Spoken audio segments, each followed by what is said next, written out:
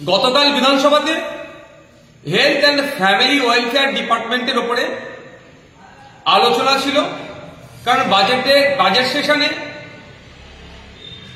21,000 কোটি টাকা মতো বরাদ্দ করেছে। আমার জন্য 10 মিনিট বরাদ্দ ছিল, বেশ আনুষঙ্গিক বিষয়ে আলোচনা করেছি।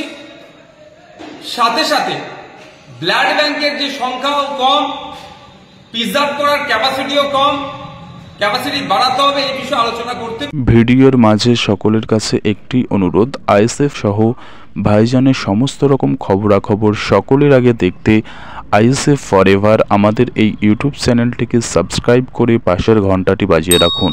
করতে আমি একটা বিষয় উত্থাপন করেছি মাননীয় স্বাস্থ্যমন্ত্রীর কাছে, যে রিফ্রেশমেন্ট চার্জ হিসাবে পার ডোনারকে 50 টাকা বরাদ্দ করা আছে, ওটা বাড়াতে হবে। কারণ আমার অনেকের সাথে পরিচিত আছে যারা রক্ত নিয়ে সারা বছর কাজ করেন, আমরাও বিভিন্ন সময় কাজ করি, কিন্তু আমাদের থেকেও তারা অনেক বেশি কাজ করেন। তারা আমাকে বারবার বলতেন যে বিভিন্ন দপ্তরে অভিযোগ জানানোর পরেও সুরাহা হচ্ছে না, আপনি যদি এটা বিধানসভায় উত্থাপন করেন হয়তো হয়ে যেতে পারে। গতকালকে উত্থাপন করেছিলাম,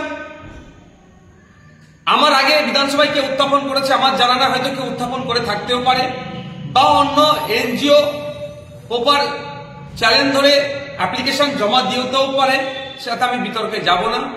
আজকে আমার কাছে একটা নোটিফিকেশন আসে, আমি একটা নোটিফিকেশন দেখতে পাই, যেখানে স্বাস্থ্য দপ্তর থেকে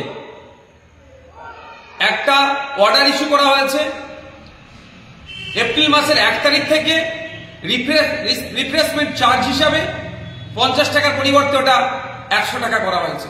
আমি স্বাস্থ্য দপ্তরের আধিকারিকরা এবং স্বাস্থ্যমন্ত্রীকে আমি ধন্যবাদ জানাবো যে আমাদের আওয়াজটাকে, আমাদের ডিমান্ডটাকে তিনি শুনতে পেয়েছেন। শুধু নওশাদ সিদ্দিকীর ডিমান্ড ওটা নয়, যারা সারা বছর রক্ত নিয়ে কাজ করে।